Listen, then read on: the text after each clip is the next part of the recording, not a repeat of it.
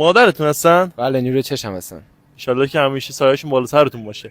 با شما زندگی میکنن؟ وقتی پدرم فوت کرده با من همسرم زندگی میکنن. خب ما یه چالش باهاتون داریم. همین الان به همسرتون زنگ بزنید بگید که من میخوام مادرم ببرم بذارم خونه سالمندان. ببینیم چی میگه. نه نمیتونم همچین چیزی رو بگم. مادرم دوستم. زنگ بزن پسرم، شوخیه.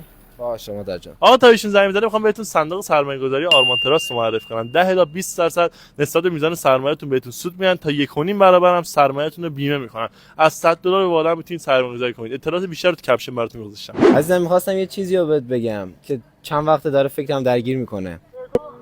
عزیزم میگم مادر بزنین خونه سالمندان. من دیگه نمیتونم.